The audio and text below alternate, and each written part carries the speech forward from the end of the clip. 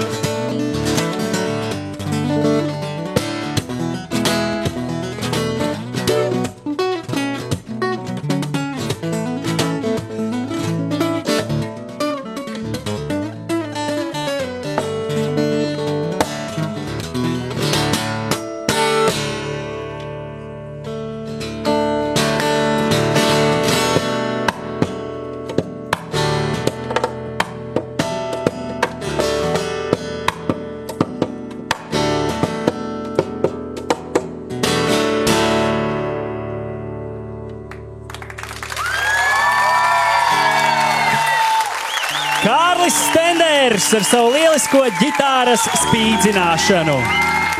Rīga. Kārli, tu vienā brīdī, kad spēlēji, sāki tā ļoti smaidīt, vai kaut kas nogāja greizi? Jā, nogāja greizi. Tic man, neviens to nepamanīja. Varbūt vienīgi Jānis. Jāni, pamanīja? Es pamanīju, jā. Jā, labi. Reku tev naks? Nedaudz rokas ietrīcējās un es pazaudēju ritmu. Jā. Viss kārtībā. Reku tev naks. Viens ir nokrāsots. Var parādīt visiem. Pagaid, kāpēc tas tā ir? Tas ir tikai tā joka pēc, bet tas ir gēla. Tad, lai es varētu spēlēt. Gēla naks. Nokrāsots vienkārši joka pēc. Tas apmēram tāda, ka mediātors būtu pielīmēts, ne? Nu, kaut kas uz to pusi, jā. Un šī tā pati ģitāra, ar kuru tu esi apbraukājis arī tad lielāko daļu Eiropas? Jā, tā ir tā pati. Viņai ir savs vārds un sava vēsture 30 gadus veca ģitāra. Kā tu viņu sauc? Starp citu, par kuru ļoti ilgi domāju.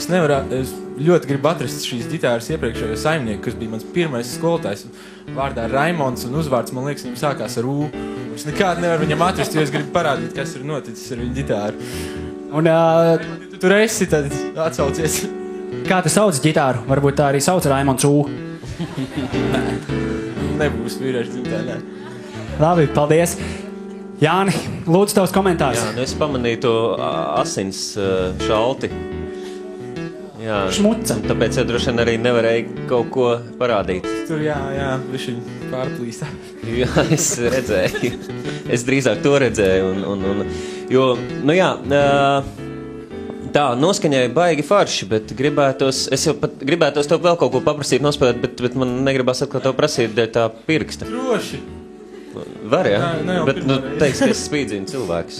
Nē, viss labi. Asiņainiem. Varbūt kādu plāksteri ātri tev var sadabūt. Nē. Kaut kādu, nezinu, kaut ko tādu, kādu soliņu foršu varbūt var arī uz šitādas. Kaut ko tādu, jā, up tempo.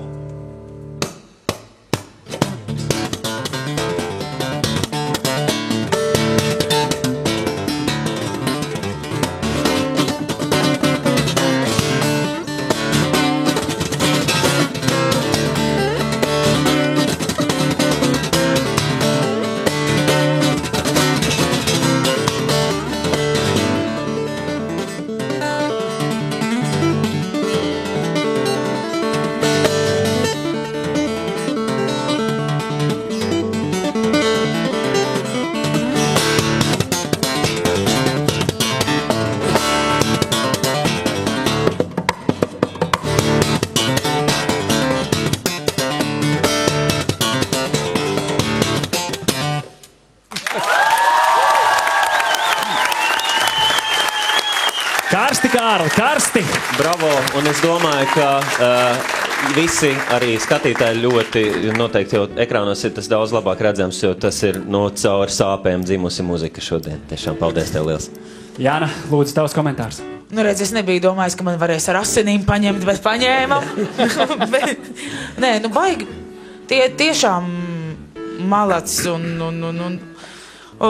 cieni un mīli savu instrumentu un nesit tik ļoti. Ja. Nē, nu, asinīm mērcēts. Ar asinīm, jā. Un, jā. Tur vēl ir ko darīt un ir ko ņemties, ja, un tieši tāpēc, ja ar asinīm to ģitāru slaka, tad tur vecumdienās sēdēs pārpildītos stadionos uz soliņu un visi ģības. Tieši tā, nespēlēs dambret, bet spēlēs ģitāru, vai ne? Agri, lūdzu, tavs komentārs. Nu jā, Tev drusku pietrūka kāds solis, vai ne? Nē, absolūti nē. Vienīgais, ka pie tā tas ir viss arī dejojams, starp citu, tas ir ārkārtīgi forši. Varbūt parādīs? Nē, nerādīšu. Viennozīmīgi nē. Un es sākumā klausījos, es pat neskatījos, un tad, principā, man radās tāda sajūta, kad uz skatuves ir vismaz 3 muzikanti, ja, un tā ir liela meistarība savienot šo te ritmu, savienot solo, savienot ar, teiksim, arī kāds ir pavadījuma daļa, ja, un man liekas, ka tas ir latviešu sakot kruta. Man tas likās.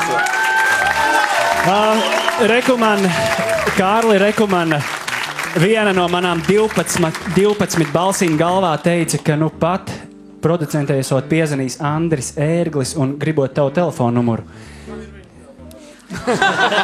Man ir viens telefona numurs. Andri, tev Kārlis pats piezvanīs, bet mēs tagad ķeramies pie zvaigznēm. Agri, tavas 10 sekundes. Nu, lai tev sokās un tur vajag padējot pie tavas mūzikas arī. Pirmā zvaigzne, Jāna, lūdzu, tavas 10 sekundes. Tagad Kārlim arī būs Agra telefona numurs, nedošu arī savējo. Lieliski. Jāni, tavas 10 sekundes. Es domāju, ka šo to, protams, ka vēl uzlabot var, bet salīdzinoši ar pārējiem dalībniekiem, jā, tas bija forši. Vienmēr var uzlabot.